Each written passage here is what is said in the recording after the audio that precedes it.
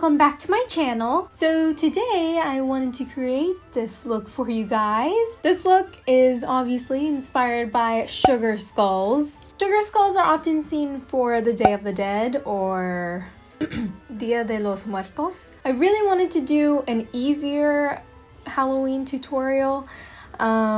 This is very time consuming, but for the most part it is pretty easy. The Mickey ears are just a plus, but if you don't have them, you can wear like a flower crown or just like a really cool funky headband, something. Anything will do. I would also suggest that you cover your ears with whatever color that you're going with, but I was too lazy, so. Sugar skulls are the best way to go if you don't want to buy a costume, and you can get as creative as you want with these. And my spider's back from last year. If you remember this spider from the Spider Queen makeup tutorial, then you've been here for a while. Thank you. I will link that video down below so you guys can check it out. And while you're checking out that video, you might as well subscribe to my channel. Subscribing is 100% free, just letting you know. So click that subscribe button. What I do normally on Halloween is I will get all dressed up and have no place to go. So I will literally just sit in my living room dressed up as a character watching some kind of movie. Not a scary movie, not a scary movie, but like Harry Potter, Twitches, Hocus Pocus, something like that, you know? So I would love to hear what you guys have planned this year for Halloween. I was actually inspired by this because I have been watching Poco non-stop on Netflix. That has become one of my favorite Disney Pixar animations. If you haven't seen it, go see it. I love that movie. And my favorite song is Poco Loco. Oh my gosh. Anyways, if you guys are interested in learning how to get this look, then just keep on watching. So first, I'm taking this felt tip liner and very lightly tracing out the eye and nose areas, just so I can use this as a guideline for later. Next, I'm taking this NYX Jumbo Eye Pencil in Black Bean and filling the eye and nose areas that I just mapped out. And since we started with the eyes first, you can go back with a makeup wipe and adjust the size and shape of the eye sockets. Now I'm taking that same felt tip liner and tracing the petals around the eyes. Here, I'm just filling in the nose area with the same black NYX Jumbo pencil. To prime my face, I went in with the L'Oreal Magic Lumi Primer, and I'm just going to let that sink in and dry before I put any makeup on top.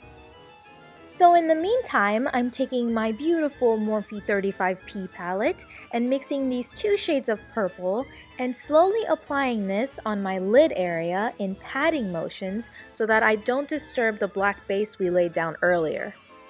Then mixing these three shades, I'm applying it above the last color we placed, so in the crease area, and on my lower lash line, and the goal is to create a slight ombre effect on the lids. Now I'm going back in with the black jumbo pencil and filling in the petals, and then setting that down with this black shade. To bring more light to the eyes, I decided to take this light metallic lavender shade and apply that to the inner corners and tap some just in the center of my lids. I also went back in and set down my nose area with a dark purple shade and outlined the nose with my NYX black liquid liner. Then I took that same liquid liner and created wings. The wings were not very noticeable, so I decided to go in with my Stila liquid eyeshadow in Cloud and retrace the wings. Now as foundation, I'm actually going to use the NYX Jumbo Pencil in Milk and blending it out with a wet beauty sponge. I went back in with a white cream makeup to cover my neck and to layer on top of the face for more opacity. Then I used the black liquid liner to outline the eyes and nose for a more crisp look. Now taking this vibrant purple, I filled in my nose and then took that light lavender shade and used it as a highlighter at the tip of my nose.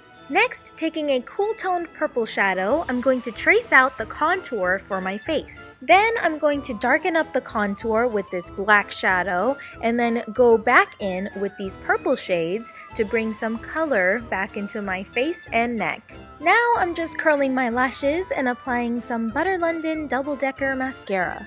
Taking my felt tip liner again, I'm going to draw out a spider web and a cross on my forehead. I then jump straight into the lips and outline them with this Essence lip liner in satin mauve and filled my lips in with this Maybelline matte lipstick in vibrant violet. To add more depth to the lips, I went back in with a darker purple shadow and created an ombre effect.